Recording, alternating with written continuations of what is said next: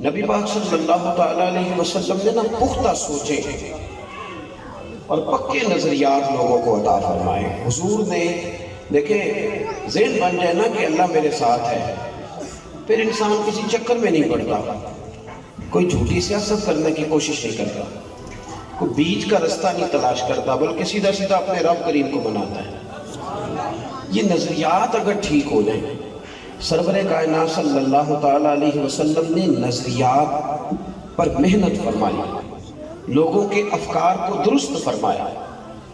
نبی پاک صلی اللہ تعالیٰ علیہ وسلم جناب صدیق اکبر کے ساتھ غار ثور میں تھے۔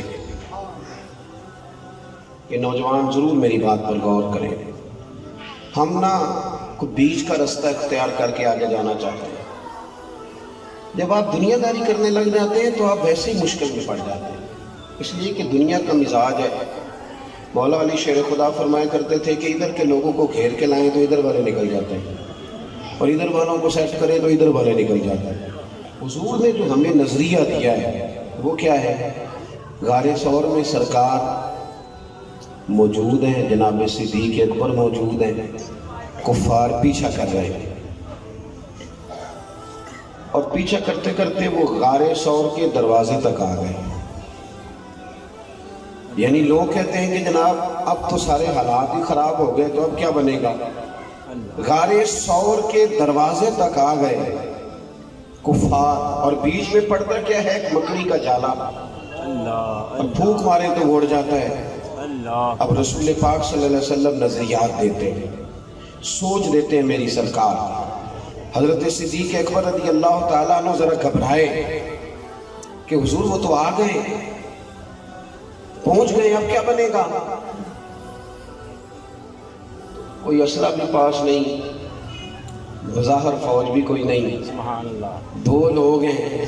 تو نبی پاک صلی اللہ علیہ وسلم نے جناب صدیق اکبر کو ذرا گھبرائے ہوئے دیکھا، اور گھبراہٹ بھی ان کی اپنے لیے نہیں تھی، گھبراہٹ بھی ان کی سرکار کے لیے تھی کہ میرے محبوب کو کوئی تکلیف نہ پہنچ جائے۔ حضرت صدیق اکبر جب گھبرائے تو حضور نے جو نظریہ دیا، جو سوچ دی، وہ سمجھے۔ قرآن مجید کہتا ہے کہ سرکار نے فرمایا لا تحزن، ابو بکر گھبرانا۔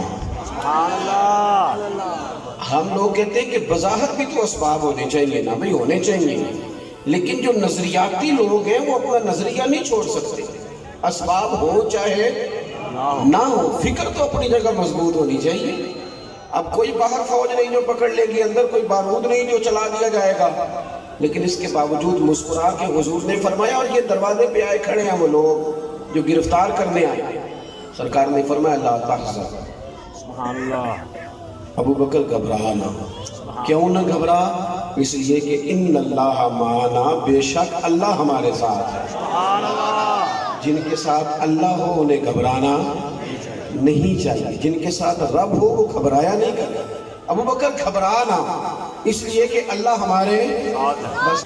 تو جو بات عرض کرنے جا رہا ہوں وہ سمجھیں کہ سرکار نے نا لوگوں کو، دیکھیں دین کا کام کرنا بڑا ضروری ہے۔ لوگ کہتے ہیں جناب دین مکمل ہو گیا، اب کون ہے جس نے ٹھیکہ اٹھایا ہوا ہے؟ تو کسی نے بھی نہیں ٹھیکہ اٹھایا، لیکن سب کو پتہ ہے نا فجر 6 بجے ہوگی، تو اذان دینا کیوں ضروری ہے؟ پتہ ہے نا زور 1:30 بجے ہوگی، تو اذان دینا کیوں ضروری ہے؟ جب 3:45 عصر ہے تو سارے آ کے پڑھ لیں۔ ہمیں یہ کہا گیا ہے کہ تم نے اذان پڑھنی ہے، اذان نہیں چھوڑنی۔ اس محلے سے تو کوئی بھی نہیں آتا، تو اذان کا کیا کریں؟ فرمایا تو پڑھ، کوئی آئے نہ آئے، تو اس لائن میں آئے گا نا جس کے سب سے آگے سیدنا بلال حبشی کھڑے ہیں۔ دعوت دینا، پیغام دینا، لوگوں کو بار بار کہنا۔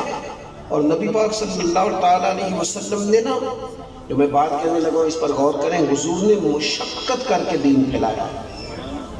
ہم نہیں تھکتے دین کی تبلیغ کے لیے، اب تو ویسے بھی مشقت والا کام ہی کوئی نہیں، اب تو سیمینار ہوتے ہیں اور 6 دفعہ پانی کی بوتل ملتی ہے محفل میں بیٹھے بیٹھے، اور جناب چائے بھی آ جاتی ہے اور الائچی بھی آتی ہے، اور بڑے کام ہوتے ہیں۔ اب کون تھکتا ہے؟ گزر گیا تو۔ لیکن قرآن مجید فرقان حمید فرماتا ہے کہ جب حضور اتنی محنت کرنے لگے نا دین کے کام میں، صبح و شام، یار بڑا مشکل تھا۔ بڑا مشکل کام تھا. کسی بندے کو خود جا کے آپ کبھی اس پر غور کریں, پتہ نہیں آپ کہاں پہنچ جائیں. ایک ہوتا ہے کسی کو کسی کے حق میں قائل کرنا, وہ بات اور ہے, اور ڈائریکٹ کسی کو اپنے حق میں قائل کرنا نبی کی ذمہ داری ہوتی ہے. یہ ولی کے ذمہ نہیں کہ وہ کہے میں ولی ہوں مجھے مانو میری بیعت کرو, ولی کے ذمہ یہ کام ہے. لیکن نبی کے ذمہ ڈیوٹی ہوتی ہے, اس نے خود کہنا ہے میں نبی ہوں, خود اپنی طرف لوگوں کو. اور یہ مشکل کام ہے, اس کو آسان نہ جانا. سرکار منڈیوں میں بھی گئے, حضور نے نا او سنو یارو, اب کون کسی کو محفل کی دعوت دیتا ہے, اب تو پوسٹر چھپواتے ہیں لوگ. لیکن اللہ کے رسول نے نا ایک ایک دروازہ طائف کے گھروں میں جا کے کھٹکھٹایا. اللہ, میں اکثر دوستوں سے کہتا ہوں کہ ممبری والے کئی دفعہ زیادہ وفادار ہوتے ہیں. ممبریاں نہیں ہوتی, صوبائی اسمبلی کا ممبر, قومی اسمبلی کا ممبر, قطع نظر اس بات کے کہ وہ کرتے کیا ہیں, لیکن کم از کم انہوں نے ایک سیٹ لینی ہوتی ہے. تو دین کا کام کرنے والے لوگ, میں بھی توجہ کروں آپ بھی توجہ کریں, ان لوگوں نے ایک سیٹ لینی ہوتی ہے. آپ یقین کریں کہ وہ ساری رات جاگتے ہیں الیکشن کے دنوں میں, اتنی موٹی آنکھیں باہر آ جاتی ہیں ان کی, اور کتنی وہ جدوجہد کرتے ہیں. اگر بیٹی کہیں کسی کی دور بیائی ہے تو اس کو بلا کے لاتے ہیں, کہتے ہیں بیٹی ابا جی کی منت کر, ووٹ مجھے دے.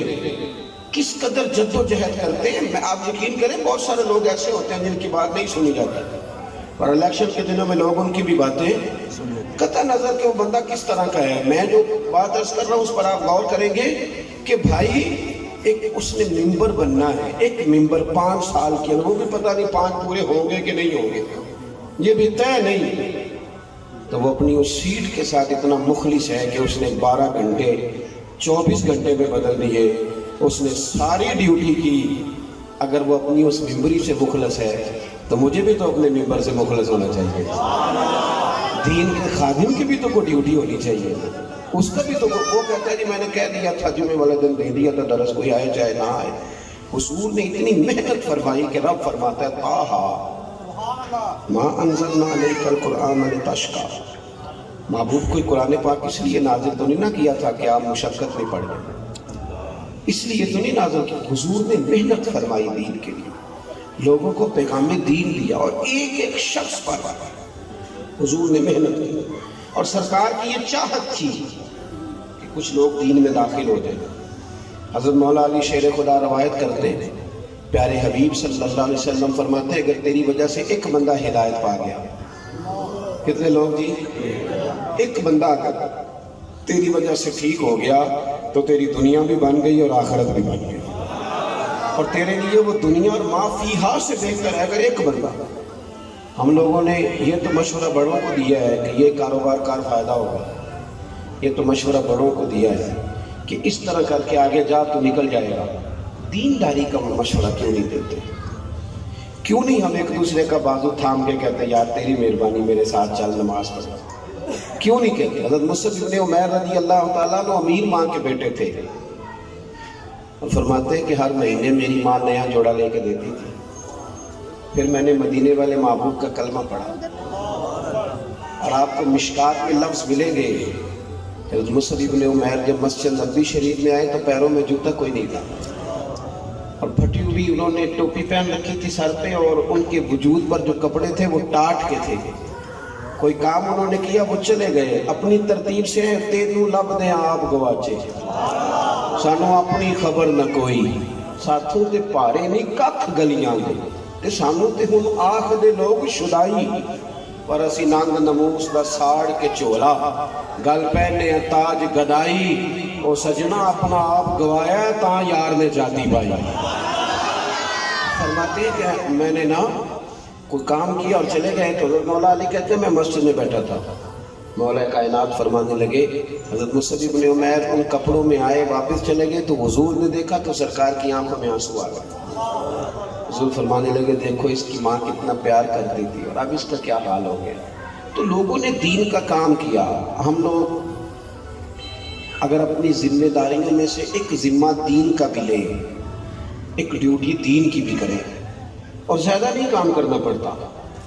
کہہ دیتے ہیں میری طرح کے لوگ میں نے بڑی مشقت کی, زیادہ نہیں کرنا پڑتا، اس میں نا تھوڑی سی محنت ہوتی ہے، باقی سارا فضل ہی ہوتا ہے اللہ، سبحان اللہ، بڑا ہی فضل کرتا ہے اللہ، اس کام میں بڑی خیر کرتا ہے۔ شرط صرف اتنی ہے کہ آپ مخلص ہو کے چلیں، وہ اسباب بھی بنا دیتا ہے، بندے بھی بھیج دیتا ہے، حالات بھی بنا دیتا ہے، بس وہ تائید کر دیتا ہے۔